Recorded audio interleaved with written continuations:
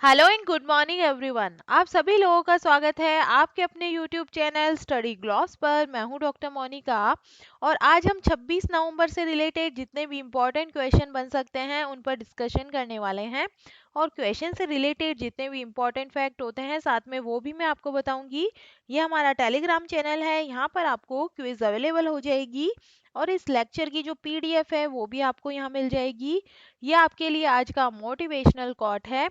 जिस मेहनत से तू आज भाग रहा है वही कल तुझे सफलता दिलाएगी। झोंक दे खुद को इस आग में, यही आग तुझे हीरा बनाएगी। तो इसी मोटिवेशनल कोट के साथ में हम स्टार्ट करते हैं आज का सेशन। फर्स्ट क्वेश्चन है, which state has been awarded the SKOCH order of merit award for effective implementation of the sustainable development goals. किस राज्य को सतत विकास लक्ष्य के प्रभावी क्रियान्वयन के लिए स्कॉच ऑर्डर ऑफ मेरिट पुरस्कार से सम्मानित किया गया है? तो ये किया गया है छत्तीसगढ़ को। ए इसका करेक्ट आंसर है। छत्तीसगढ़ राज्य में सतत विकास लक्ष्य के प्रभावी क्रियान्वयन के लिए छत्तीसगढ़ राज्य योजना आयोग को गवर्नेंस के क्षेत्र में प्रतिष्ठित स्कॉच ऑर्डर ऑफ मेरिट पुरस्कार से सम्मानित किया गया है। और राज्य योजना आयोग को यह पुरस्कार सतत विकास लक्ष्य के क्षेत्र में उनके उल्लेखनीय कार्यों के लिए प्रदान किया गया है। इस पुरस्कार एवं सम्मान का महत्व इसलिए भी अधिक है क्योंकि ये पूरा कार्य कोरोना काल की विषम परिस्थितियों के बीच छत्तीसगढ़ राज्य योजना आयोग के द्वारा अत्यंत कुशलता से किया गया। और इस अवधि में जब सारे शासकीय कार्य अपने न्यूनतम संसाधनों के साथ कार्य कर रहे थे, तब राज्य योजना आयोग के द्वारा अत्यंत प्रभावी रूप सीमित संसाधनों के साथ राज्य स्तर पर सतत विकास लक्ष्य के मॉनिटरिंग हेतु SDG state indicator framework, SDG baseline एवं प्रोग्रेस रिपोर्ट एवं जिला स्तर पर मॉनिटरिंग हेतु एसडीजी डिस्ट्रिक्ट डेडिकेटर्स फ्रेमवर्क तैयार किया गया। Questions related to the state of Chhattisgarh की हम बात करें, which state government has announce to develop 300 rural livelihood parks. तो ये जो है ये अनाउंस किया है छत्तीसगढ़ गवर्नमेंट ने। चीफ मिनिस्टर महतारी न्याय रथ यात्रा जो है to make women aware about their constitutional rights. तो ये जो कैंपेन है ये छत्तीसगढ़ ने शुरू किया है। Which state government has started Mukhyamantri Mitan Yojana जो है to take advantage of government services. तो ये भी छत्तीसगढ़ गवर्नमेंट ने स्टार्ट किया है। किसान लोक पर्व और जो हरेली पर्व है ये यहाँ पे मनाया गया है छत्तीसगढ़ के अंदर। For which state Rajiv Gandhi Grameen Krishi मजदूर न्याय न्याय योजना जो है ये यहाँ पे स्टार्ट की गई है। सेकंड नंबर क्वेश्चन है, which state has become the largest grid interactive renewable energy capacity installed in India? Bharat में सबसे अधिक ग्रिड इंटरएक्टिव अक्षय ऊर्जा क्षमता स्थापित करने वाला जो राज्य है ये कौन सा बना है? तो इसका करेक्ट आंसर होगा, ये बना है कर्नाटका। ए इसका करेक्ट आंसर है। देश के सभी राज्यों की ग्रिड इंटरएक्टिव अक्षय ऊर्जा की कुल स्थापित क्षमता की तुलना करते हुए कर्नाटक शीर्ष स्थान पर आया है। और आरबीआई के एक प्रकाशन के अनुसार राज्य की कुल स्थापित क्षमता 15,463 मेगावाट थी। 15,225 मेगावाट के साथ तमिलनाडु दूसरे स्थान पर रहा है। और भारतीय राज्यों पर सांख्यिकी की पुस्तिका 2021 और 22 के अनुसार गुजरात 13,153 मेगावाट के साथ में तीसरे स्थान पर था, जबकि महाराष्ट्र 10,267 मेगावाट के साथ में चौथे स्थान पर था, जो रिजर्व बैंक के द्वारा जारी इसके सांख्यिकीय प्रकाशन का 7वां संस्करण था। भारतीय रिजर्व बैंक ने भारतीय राज्यों पर सांख्यिकी की हैंडबुक 2021 और 2022 शीर्षक से अपने सांख्यिकीय प्रकाशन का 7वां संस्करण जारी किया है। और इस प्रकाशन में 1951 से 2021 और 22 तक की विभिन्न समावधियों में भारतीय राज्यों में सामाजिक जनसांख्यिकी, राज्य घरेलू उत्पाद, कृषि, मूल्य और मजदूरी, उद्योग, बुनियादी ढांचे, बैंकिंग और वित्तीय संकेतकों पर उपराष्ट्रीय आंकड़े शामिल हैं। कर्नाटका की हम बात करें तो कर्नाटका गवर्नमेंट ने लॉन्च किया है विनय सामरस्य जो पहल है, और कर्नाटका गवर्नमेंट ने महिला एट वर्क प्रोग्राम को स्टार्ट किया है। पर्यावरण महोत्सव जो है ये यहाँ पे मनाया गया है। The state government announce reservation in police for transgenders, और जो world famous Mysore Dasara festival है ये यहाँ पे सेलिब्रेट किया गया है। थर्ड नंबर क्वेश्चन है, who has been honoured with the prestigious Sumitra Charat Ram Award for his remarkable contribution in the field of Indian classical music and dance। किसको भारतीय शास्त्रीय संगीत व नृत्य के क्षेत्र में उल्लेखनीय योगदान देने के लिए प्रतिष्ठित सुमित्रा चरत राम पुरस्कार से सम्मानित किया गया है? तो इसका करेक्ट आंसर होगा ये उमा शर्मा को दिया गया है। ए इसका करेक्ट आंसर है। प्रख्यात कथक नृत्यांगना उमा शर्मा को भारतीय शास्त्रीय संगीत व नृत्य के क्षेत्र में उल्लेखनीय योगदान देने के लिए प्रतिष्ठित सुमित्रा चरत राम पुरस्कार से सम्मानित किया गया है। श्री राम भारतीय कला केंद्र के द्वारा कमानी सभागार में आयोजित एक समारोह में जम्मू कश्मीर के पूर्व राज्यपाल करण सिंह और सरोद वादक उस्ताद अमजद अली खान ने उन्हें पुरस्कार प्रदान किया। सुमित्रा चरत राम लाइफ टाइम अचीवमेंट पुरस्कार प्राप्त करना आज खुद पर और भारत में कथक के उज्जवल भविष्य पर मेरे विश्वास को मजबूत बनाता है। 4 नंबर क्वेश्चन है, Norway has announced a donation of how many million kroner for humanitarian work in Afghanistan. Norway ने अफगानिस्तान में मानवीय कार्यों के लिए कितने मिलियन क्रोनर दान करने की घोषणा की है? तो इसका करेक्ट आंसर होगा 220 मिलियन क्रोनर जो है ये दान करने की घोषणा की गई है। देश मंत्रालय नॉर्वे ने एक बयान में संयुक्त राष्ट्र और विश्व बैंक को 220 मिलियन नॉर्वेजियन क्रोनर दान देने की घोषणा की है, और इस दान का उद्देश्य अफगानिस्तान में तालिबान के अधिग्रहण के बाद इन संगठनों के मानवीय प्रयासों को बढ़ावा देना है। इससे जनता को बुनियादी सेवाएं और संसाधन प्राप्त करने में मदद मिलेगी जो मानवीय संकट को हल करेगी, और नॉर्वे द्वारा प्रदान की जाने वाली कोई भी धनराशि तालिबान के हाथों में नहीं जाएगी। देश पर तालिबान के शत्रुतापूर्ण कब्जे के बाद अफगानिस्तान के लोग आर्थिक पतन, रोजगार के नुकसान और भोजन और अन्य संसाधनों की गंभीर कमी से पीड़ित है। 5 नंबर क्वेश्चन है, which racing driver won the title of Abu Dhabi grand prix in 2022? किस रेसिंग ड्राइवर ने 2022 में अबू धाबी ग्रैंड प्रिक्स का जो खिताब है ये जीता है? तो इसका करेक्ट आंसर होगा मैक्स वर्स्टेपेन ने ये जीता है। 2 बार के विश्व चैंपियन मैक्स वर्स्टेपेन ने तंग और रणनीतिक अबू धाबी ग्रैंड प्रिक्स में रेडबुल के लिए उत्कृष्ट प्रदर्शन के साथ इस साल का रिकॉर्ड 15वीं जीत का जो है दावा किया है। 25 वर्षीय वर्स्टेपेन शुरू से अंत तक हावी रहे, लेकिन वे अपने रेडबुल टीम के साथी सर्जियो पेरेज की सहायता करने में असमर्थ थे। फेरारी के चार्ल्स लेक्लर को हराकर ड्राइवरों की खिताबी चैंपियनशिप में उनके पीछे दूसरा स्थान हासिल किया। टॉप 5 फॉर्मूला 1 रेस की हम बात करें तो जो डच ग्रैंड प्रिक्स 2022 है ये भी मैक्स वर्स्टेपेन ने जीती है। British grand prix 2022 Carlos Sainz ने जीती है। मोनाको ग्रैंड प्रिक्स जो है ये सर्जियो पेरेज ने जीती है। ऑस्ट्रेलियन ग्रैंड प्रिक्स 2022 जो है ये चार्ल्स लेक्लर के द्वारा जीती गई है, और फ्रेंच ग्रैंड प्रिक्स 2022 भी मैक्स वर्स्टेपेन ने जीती है। 6 नंबर क्वेश्चन है, how many days a week will the Rashtrapati Bhavan be open for public viewing for December 1? Rashtrapati भवन 1 दिसंबर से सप्ताह में कितने दिन जनता के दर्शन के लिए खुलेगा? तो इसका करेक्ट आंसर होगा 5 दिन जो है ये खुला रहेगा। ए इसका करेक्ट आंसर है।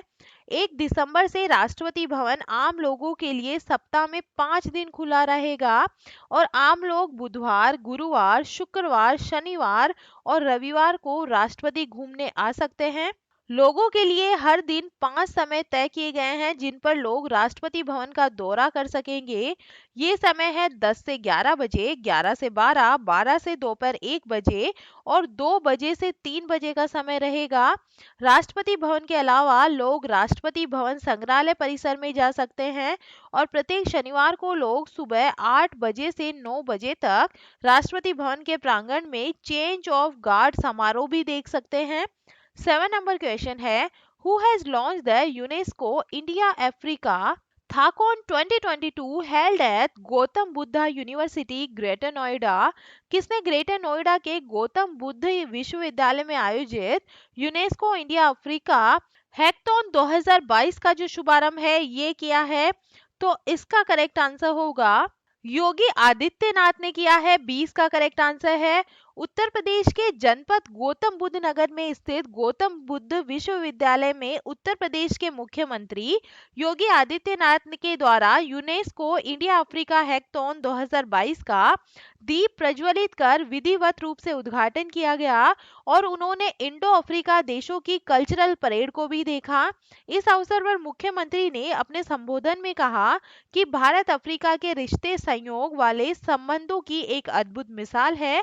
उपनिवेशवाद के खिलाफ एकजुटता, विकासशील देशों के बीच सहयोग की सच्ची भावना भारत अफ्रीका महाद्वीप के मजबूत रिश्तों की आधारशिला रही है। राष्ट्रपति महात्मा गांधी ब्रिटिश साम्राज्य के खिलाफ अपने अहिंसक आंदोलन की शुरुआत दक्षिण अफ्रीका से की थी। दक्षिण अफ्रीका के पूर्व राष्ट्रपति नेल्सन मंडेला ने महात्मा गांधी को अपना आदर्श मानकर और अहिंसा को आधार बनाकर रंग भेद के खिलाफ अभियान शुरू किया और भेदभावपूर्ण व्यवस्था का अंत किया। भारत में उनका नाम अत्यंत आदर के साथ में लिया जाता है। 8 नंबर क्वेश्चन है, for which class of people is the course prepared for Karmayogi Prarambh. Karmayogi प्रारंभ किस वर्ग के लोगों के लिए तैयार किया गया पाठ्यक्रम है? तो इसका करेक्ट आंसर होगा ये गवर्नमेंट एम्प्लॉयज के लिए है। प्रधानमंत्री नरेंद्र मोदी ने सरकारी कर्मचारियों के लिए तैयार एक ऑनलाइन ओरिएंटल कोर्स कर्मयोगी प्रारंभ मॉड्यूल लॉन्च किया है। प्रधानमंत्री नरेंद्र मोदी ने रोजगार मेले के तहत वीडियो कॉन्फ्रेंसिंग के माध्यम से लगभग 71,000 नव नियुक्त आवेदकों को नियुक्ति पत्र सौंपे। इससे पहले पीएम मोदी ने 22 अक्टूबर को 75,000 नव नियुक्ति कर्मियों को नियुक्ति पत्र सौंपे थे। देश के युवाओं को रोजगार मेले के माध्यम से नियुक्ति पत्र देने का यह अभियान ऐसे ही अनवरत जारी रहेगा और ये विशाल रोजगार मेला दिखाता है कि सरकार कैसे सरकारी नौकरियां देने के लिए मिशन मोड में काम कर रही है और देश की युवा शक्ति अधिक से अधिक मात्रा में राष्ट्र निर्माण में काम आए, ये हमारी सरकार की सर्वोच्च प्राथमिकता है। 9 नंबर क्वेश्चन है, Sangai Mahotsav 2022 is a cultural festival celebrated in which state? Sangai महोत्सव 2022 किस राज्य में मनाया जाने वाला सांस्कृतिक उत्सव है? तो ये मणिपुर के अंदर मनाया जाने वाला उत्सव है। मणिपुर का संगाई महोत्सव शुरू, यह मणिपुर का सबसे बड़ा जो पर्यटन ये उत्सव है और त्योहार का नाम राज्य पशु के नाम पे रखा गया है जो केवल मणिपुर में पाया जाता है और इस बार भव्य रूप से आयोजित किया गया है क्योंकि कोविड-19 महामारी ने पिछले 2 वर्षों में त्योहार को प्रभावित किया है और इस बार यह उत्सव मणिपुर में 13 अलग अलग स्थानों पर आयोजित किया जा रहा है ताकि घरेलू और अंतरराष्ट्रीय दोनों पर्यटकों को सांस्कृतिक वस्तुओं की किस्मों का प्रदर्शन किया जा सके और त्योहार का विषय एकता का त्योहार है। 10 दिनों तक चलने वाला इस महोत्सव के मणिपुर में पर्यटकों के आकर्षित होने की उम्मीद है। टॉप 5 फेस्टिवल की हम बात करें, एग्रीकल्चर जो फेस्टिवल है नौकाई जुहार 2022 है, ये ओडिशा के अंदर मनाया जाता है। 50th ऑल शुमांग लीला फेस्टिवल 2022 जो है ये इम्फाल मणिपुर के अंदर मनाया गया है। ओनम फेस्टिवल केरला के अंदर मनाया जाता है। मारबत फेस्टिवल जो है ये नागपुर महाराष्ट्र के अंदर मनाया जाता है। आदिपुरम फेस्टिवल जो है ये तमिलनाडु के अंदर मनाया गया है। 10 नंबर क्वेश्चन है, which city is the host of Indo Pacific regional dialogue in 2022? कौन सा शहर 2022 में हिंद प्रशांत क्षेत्रीय संवाद का मेजबानी है? तो इसका करेक्ट आंसर है new Delhi. Indo Pacific regional dialogue के चौथे संस्करण का उद्घाटन नई दिल्ली में operationalising the Indo Pacific Oceans initiative theme पर किया गया। और आईपीआरडी भारतीय नौसेना का एक शीर्ष स्तरीय अंतर्राष्ट्रीय वार्षिक सम्मेलन है। नेशनल मैरीटाइम फाउंडेशन इस कार्यक्रम का ज्ञान भागीदार और मुख्य आयोजक है। ये संवाद परस्पर 7 स्तंभों पर केंद्रित है, जिसमें समुद्री सुरक्षा, समुद्री पारिस्थितिकी, समुद्री संसाधन, आपदा जोखिम में कमी और प्रबंधन, व्यापार, कनेक्टिविटी और समुद्री परिवहन, क्षमता निर्माण और संसाधन साझा करना और विज्ञान, प्रौद्योगिकी एवं शैक्षणिक सहयोग शामिल है। दिल्ली की हम बात करें तो मिशन कुशल जो कर्मी योजना है ये यहाँ पे स्टार्ट की गई है। Environment minister will organise Hariyali Mahotsav in new Delhi. The country's first animal health summit जो है इसका उद्घाटन यहाँ पे किया गया था। Delhi CM announces biggest shopping festival. The historical torch relay of 44th chess olympiad was inaugurated by prime minister Modi from new Delhi. 39th commanders conference का जो उद्घाटन है ये राजनाथ सिंह के द्वारा दिल्ली के अंदर किया गया है। और यहाँ के जो नए लेफ्टिनेंट गवर्नर बने हैं ये है विनय कुमार सक्सेना। चलिए कल के जो एमसीक्यू है उन्हें हम रिवाइज कर लेते हैं। फर्स्ट क्वेश्चन था, ग्लोबल इंफॉर्मेशन टेक्नोलॉजी रिपोर्ट 2022 के अनुसार कौन सा देश जो है ये नेटवर्क रेडीनेस इंडेक्स के अंदर टॉप पे रहा है? तो इसका करेक्ट आंसर है अमेरिका रहा है। सेकंड नंबर क्वेश्चन है, 53वें भारतीय अंतर्राष्ट्रीय फिल्म महोत्सव में Indian film personality of the year 2022 पुरस्कार से किसे सम्मानित किया गया है? तो इसका करेक्ट आंसर है ये दिया गया है चिरंजीवी को। थर्ड नंबर क्वेश्चन है, ITTF ATTU एशियाई कप में पदक जीतने वाले पहले भारतीय टेबल टेनिस खिलाड़ी कौन है? तो इसका करेक्ट आंसर है यह मनिका बत्रा। 4 नंबर क्वेश्चन है, 2022 में global partnership on artificial intelligence का अध्यक्ष कौन सा देश है? तो इसका करेक्ट आंसर है ये है भारत। 5 नंबर क्वेश्चन है, किस देश ने हवासोंग 17 या मॉन्स्टर मिसाइल लॉन्च किया है? तो ये नॉर्थ कोरिया ने किया है। 6 नंबर क्वेश्चन है, कामेंग हाइड्रो पावर स्टेशन किस राज्य या केंद्र शासित प्रदेश के अंदर स्थित है? तो इसका करेक्ट आंसर होगा यह है अरुणाचल प्रदेश के अंदर। 7 नंबर क्वेश्चन है, किस संस्था ने handbook of statistics on Indian state 2021-22 जो है ये जारी की है? तो ये आरबीआई के द्वारा जारी की गई है। 8 नंबर क्वेश्चन है, भारत किस देश के साथ यंग प्रोफेशनल्स स्कीम शुरू करने जा रहा है? तो इसका करेक्ट आंसर होगा ये करने जा रहा है यूके के साथ में। 20 का करेक्ट आंसर है। 9 नंबर क्वेश्चन है, रिस्पेक्ट फॉर मैरिज एक्ट किस देश से जुड़ा है? तो इसका करेक्ट आंसर होगा ये अमेरिका से जुड़ा है। 10 नंबर क्वेश्चन है, किस राज्य ने 2022 में उत्तर पूर्व ओलंपिक खेलों के दूसरे संस्करण की मेजबानी की है? तो इसका करेक्ट आंसर होगा ये की है मेघालय ने। 20 का करेक्ट आंसर है। और ये था कल का स्टडी ग्लॉस क्वेश्चन, किस राज्य सरकार ने बच्चों के अनुकूल पुलिस थानों की घोषणा की है? तो इसका करेक्ट आंसर होगा ये ओडिशा गवर्नमेंट ने किया है। और ये है आप लोगों के लिए आज का study gloss question, Collins dictionary का वर्ड ऑफ द ईयर किसे चुना गया है? तो इसका आंसर आप मुझे कमेंट सेक्शन में दीजिएगा। ये हमारा टेलीग्राम है, यहाँ पर आपको सारे क्वेश्चन क्विज के फॉर्मेट में अवेलेबल होंगे। आई होप आपको सेशंस पसंद आ रहे होंगे। अगर पसंद आ रहे हैं तो इन्हें लाइक कीजिए, अपने दोस्तों के साथ में शेयर कीजिएगा। तो चलिए मिलते हैं हम एक नए सेशन के साथ में।